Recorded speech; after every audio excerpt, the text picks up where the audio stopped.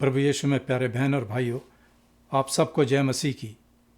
और मैं परमेश्वर से प्रार्थना करता हूं कि आप सब लोग खैरियत से होंगे और प्रभु का धन्यवाद दें कि उसने हमें आज एक और नया समय दिया, एक नया दिन दिया, एक नई रोशनी दिखाई। और ये वो दिन है जिस दिन हमारे प्रभु यीशु मसीह मृतकों में से जी उठे और हमें एक और समय दिया परमेश्वर ने कि हम उसके नज़दीक आएँ और उसके पवित्र और मधुर वचन को सुने। मैं आप सबका शुक्र करता हूँ, आपको धन्यवाद देता हूँ जितने लोग इस स्टडी में भाग लेते हैं, जितने लोग इस टीचिंग सर्विस को सुनते हैं, उसके बाद वो दूसरों के साथ इसको शेयर करते हैं। प्रभु आप उनको आशीष करें। मैं आप लोगों का धन्यवाद करता हूँ और ये बताता हूँ कि ये कोई सरमन नहीं, बल्कि हम इस स्टडी को पवित्र बाइबल में से लेते हैं। तो जो जो रेफरेंसेस मैं आपको पवित्र बाइबल के बताता हूँ उसको आप देखिएगा, उसको नोट कीजिएगा और उस पर मनन कीजिएगा। आज की स्टडी हम शुरू करते हैं और आज की स्टडी का जो सब्जेक्ट है वह मैं आपको पवित्र वचन के पढ़ने के बाद बताऊंगा। तो आज मैंने पवित्र बाइबल में से 2 पार्ट लिए हैं। एक मैंने लिया है यूहन्ना रचित सुसमाचार, उसका पहला अध्याय और उसकी 12 और 13 आयत। Gospel according to John chapter 1 verses 12 and 13। लिखा है, परंतु जितनों ने उसे यानी प्रभु यीशु मसीह को ग्रहण किया, कबूल किया, उसने उन्हें परमेश्वर के संतान होने का अधिकार दिया, यानी उन्हें जो उसके नाम पर विश्वास रखते हैं। वे ना तो लहू से, ना शरीर की इच्छा से, ना मनुष्य की इच्छा से, परंतु परमेश्वर से उत्पन्न हुए। और आज का जो दूसरा पाठ है वो मैंने लिया है पतरस की पहली पत्री, उसका पहला अध्याय और उसकी 17 से 19 आयत तक। पतरस की पहली पत्री, उसका पहला अध्याय और उसकी 17 से 19 आयत तक। लिखा है, जबकि तुम हे पिता कहकर उससे प्रार्थना करते हो, जो बिना पक्षपात हर एक के काम के अनुसार न्याय करता है, तो अपने परदेसी होने का समय भय से बिताओ, क्योंकि तुम जानते हो कि तुम्हारा निकम्मा चाल चलन जो बाप दादाओं से चला आता है, उससे तुम्हारा छुटकारा चांदी सोने यानी नाशमान वस्तुओं के द्वारा नहीं हुआ, पर निर्दोष और निष्कलंक मेमने अर्थात मसीह के बहुमूल्य लहू के द्वारा हुआ। तो आज की जो हमारी स्टडी है वो इन्हीं 2 पार्टों पर आधारित होगी।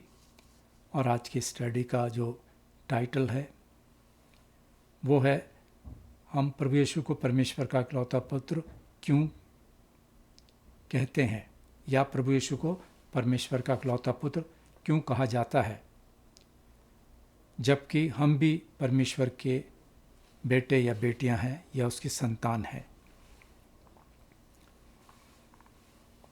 बहनों और भाइयों, इस सवाल का जवाब है क्योंकि सिर्फ प्रभु यीशु ही परमेश्वर के हमेशा इटर्नल, स्वाभाविक, नेचुरल पुत्र हैं।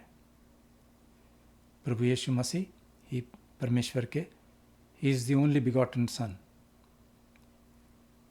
प्रभु यीशु में बहनों और भाइयों, परमेश्वर का इकलौता पुत्र यानी हमारे प्रभु यीशु मसीह, और इसे हम तमाम विश्वासियों जो प्रभु यीशु में विश्वास रखते हैं इस बात को कबूल करते हैं कि प्रभु यीशु मसीह परमेश्वर के इकलौते पुत्र हैं और अपने पुत्र प्रभु यीशु मसीह के जरिए उसके माध्यम से परमेश्वर पिता हमें अपने बच्चों के रूप में मानते हैं और अपनाते हैं और हम अपने प्रभु यीशु मसीह के हैं। अजीज़ों, जब हम एक बच्चा गोद लेते हैं तो क्या होता है? अगर हम किसी बच्चे को अडॉप्ट करते हैं तो कौन सी फॉर्मेलिटीज़ को हम पूरा करते हैं? आप कहेंगे कि हम कानूनी रूप से दूसरे के बच्चे को गोद लेने और अपने बच्चे के रूप में अपनाने की वो तमाम फॉर्मेलिटीज़ को, तमाम ज़रूरी काम को जो एक बच्चे को गोद लेने के लिए किया जाता है, उसको अपनाने का काम करते हैं। उस समय वो बच्चा एक नया नाम लेता है, उसको एक नया नाम दिया जाता है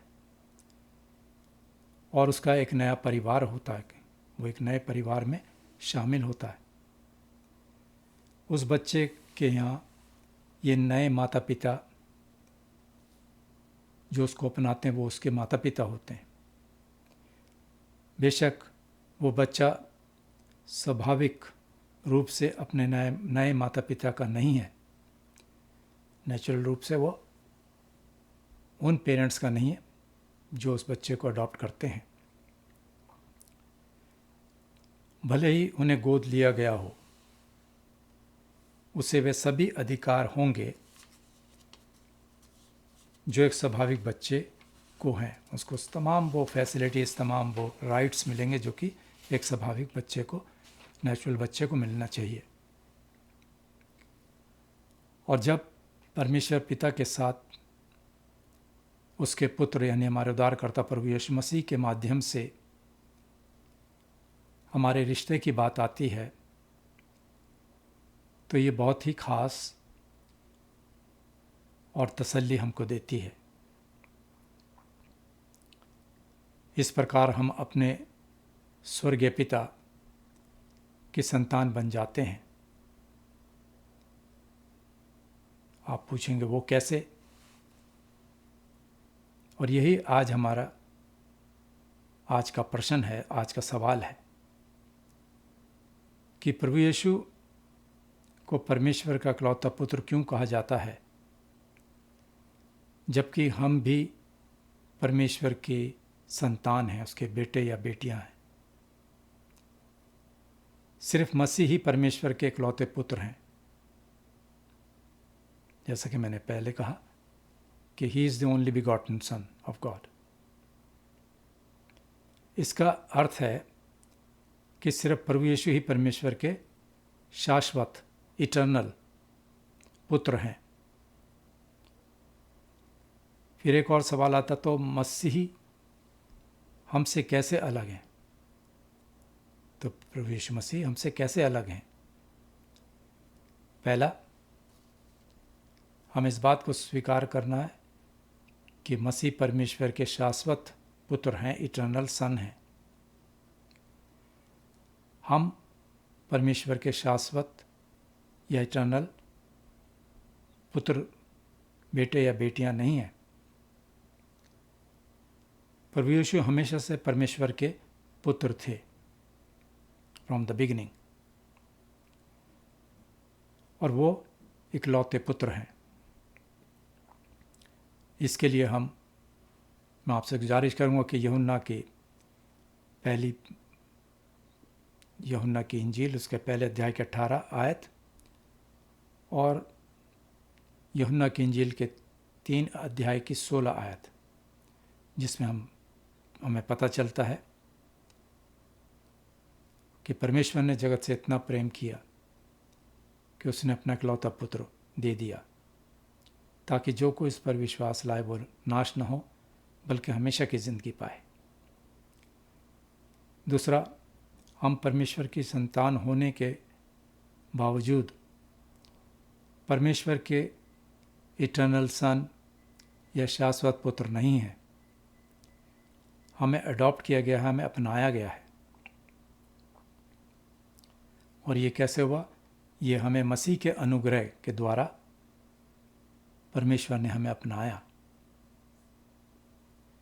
हम स्वाभाविक रूप से परमेश्वर की संतान नहीं हैं, लेकिन विश्वास और हम पर अनुग्रह जो हुआ, इससे हम परमेश्वर की संतान कहलाते हैं। हमें शैतान के परिवार से गोद लिया गया है।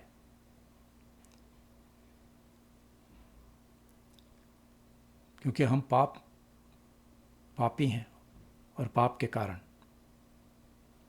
प्रभु यीशु ने हम पर दया की और हमको अपने परिवार में शामिल किया।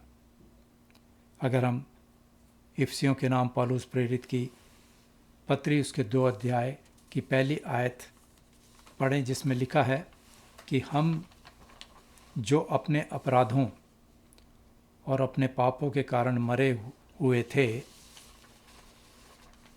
क्योंकि हम अपने अपराधों और पापों के कारण मरे हुए थे, तभी प्रभु यीशु मसीह ने हम पर दया की। अब सवाल यह है कि क्या सभी लोग परमेश्वर की संतान हैं? इसका जवाब है नहीं। सिर्फ वही लोग जिन्हें मसीह के लिए अनुग्रह के द्वारा गोद लिया गया है। क्योंकि पवित्र बाइबल शैतान के बच्चों को उन बच्चों से अलग करती है जिन्हें परमेश्वर की कृपा से, उसके ग्रेस से मसीह यीशु में गोद लिया गया था। यूहन्ना की पहली पत्री उसके 3 अध्याय की 10 आयत कहती है, इससे परमेश्वर की संतान और शैतान की संतान बन जाते हैं। जो कोई धर्म के काम नहीं करता वह परमेश्वर से नहीं, और ना वो जो अपने भाई से प्रेम नहीं रखता। अजीजों, हमें मसीह में परमेश्वर के परिवार में गोद लिया गया है। ना सिर्फ एक कानूनी अर्थ में हमें अपनाया गया, बल्कि आध्यात्मिक अर्थ, स्पिरिचुअल सेंस में भी। जैसे कि मसीह में नया जन्म और नई जिंदगी, जब हम प्रभु यीशु मसीह के परिवार में शामिल हो जाते हैं तो हमारा नया जन्म होता है, बॉर्न अगेन, और नई जिंदगी, न्यू लाइफ।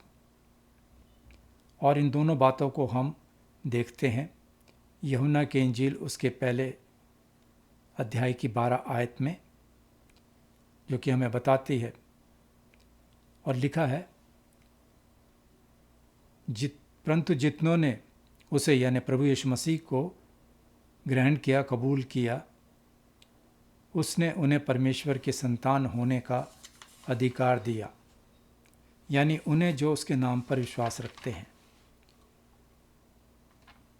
सिर्फ उन्हें जो प्रभु यीशु मसीह के नाम पर विश्वास रखते हैं, उनको उसने अपनी संतान बनाया और उनको ये अधिकार दिया कि हम उसको अपना स्वर्गीय पिता कह सकें। हमें प्रभु यीशु मसीह में परमेश्वर के परिवार में गोद लिया गया है। हम अब उसके परिवार के लोग, सदस्य हैं, मेंबर हैं। ना सिर्फ एक कानूनी अर्थ या कानूनी सेंस में हमें अपनाया गया है, बल्कि एक आध्यात्मिक स्पिरिचुअल सेंस में भी हमें अपनाया गया है। जैसा कि मसीह में नया जन्म और नया जीवन देखा गया है, हम उसके यानी मसीह के सभी अधिकारों में साझा करते हैं। उसके साथ विशेष अधिकार तथा एक पुत्र या पुत्री के सभी अधिकार। पवित्र बाइबल कहती है, रोमियो के नाम पौलुस प्रेरित की पत्री उसके 8 अध्याय की 17 आयत में पौलुस हमें बताते हैं और लिखते हैं और कहते हैं, और यदि संतान है तो वारिस भी, वरन परमेश्वर के वारिस और मसीह के संगी वारिस हैं, जबकि हम उसके साथ दुख उठाएं कि उसके साथ महिमा भी पाएं। हालांकि प्रभु यीशु परमेश्वर के इकलौते पुत्र हैं, लेकिन हम भी उसकी संतान हैं। इसका अर्थ है, इसका मतलब है कि मसीह ने जो परमेश्वर का इकलौता पुत्र है, हमारा बड़ा भाई भी है। और ये बात हमें पता चलती है इब्रानियों के नाम पत्री उसके 2 अध्याय की 11 आयत में, जो हमें बताती है कि इसी कारण वह यानी मसीह उन्हें भाई कहने से नहीं शर्माता, नहीं लजाता है। प्रभु ने हमें गोद लिया है, और ये कैसे संभव हुआ? ये एक सवाल है कि प्रभु ने हमें गोद लिया, ये कैसे मुमकिन हुआ, ये कैसे संभव हुआ? इसका जवाब है ये प्रभु यीशु मसीह की कृपा से, उसके ग्रेस से मसीह ने हमारे छुटकारे के लिए पूरा भुगतान किया। प्रभु यीशु मसीह ने अपना कीमती खून, बेशकीमत खून बहा के हमको खरीदा। हमारे कारण प्रभु यीशु मसीह ने सलीबी मौत को गवारा किया। प्रभु यीशु मसीह में कोई पाप नहीं था, बल्कि वो मेरे और आपके कारण उन्होंने सलीबी मौत को गवारा किया। जो दुख मुसीबत हमें उठानी चाहिए थी, हमारे परमेश्वर ने अपने पर ली ताकि हम बचाए जाएं।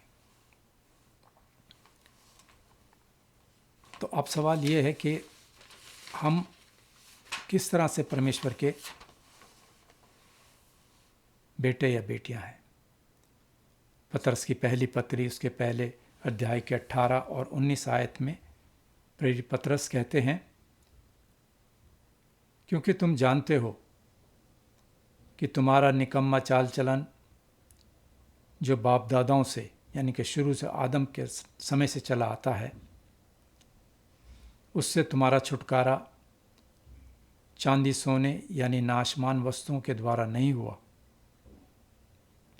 पर निर्दोष और निष्कलंक मेमने यानी प्रभु यीशु मसीह के बहुमूल्य लहू के द्वारा हुआ। अजीजों, देखें प्रभु यीशु ने हमसे कितना प्यार किया है। मसीह ने हमें बचाने और छुड़ाने के लिए और हमें अपने पास रखने के लिए क्रूस पर अपनी मर्जी से बलिदान के रूप में हमें दे दिया।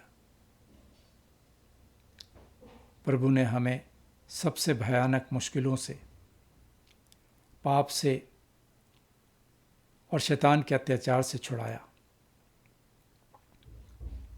कुलुसियों के नाम पौलुस प्रेरित की पत्री उसके पहले अध्याय की 13 आयत में पौलुस प्रेरित लिखते हैं और कहते हैं कि उसी ने यानी प्रभु यीशु ने हमें अंधकार के वश से छुड़ाकर अपने प्रिय पुत्र के राज्य में हमें प्रवेश कराया है। बहन और भाइयों, इसलिए हम प्रभु यीशु मसीह के परिवार का एक हिस्सा हैं, उसके परिवार के हम मेंबर हैं, क्योंकि उसने हमें ये हक दिया है कि वो हमारा पिता है और हम उसकी संतान हैं। अब हम एक नए परिवार के हिस्सा हैं, उसके परिवार के मेंबर हैं, उसका एक हिस्सा है जो वो ही करता है और जो वो आज्ञा देता है। हम उससे प्रेम करते हैं, क्योंकि पहले उसने हमसे प्रेम किया। प्रभु यीशु ने हमें एक नया नाम, एक नई पहचान और एक नया जीवन दिया है।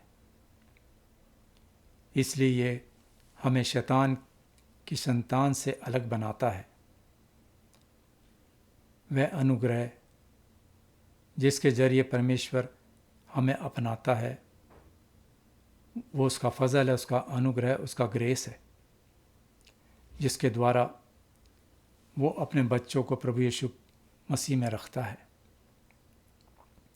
कुरिन्थियों के नाम पौलुस प्रेरित अपनी पहली पत्री और उसके 6 अध्याय की 20 आयत में कहते हैं, क्योंकि तुम दाम देकर मोल लिए गए हो। और वो दाम क्या था? प्रभु यीशु मसीह की सलीबी मौत। इसलिए अपनी देह, अपने शरीर के द्वारा परमेश्वर की महिमा करो। बहन और भाइयों, आखिर में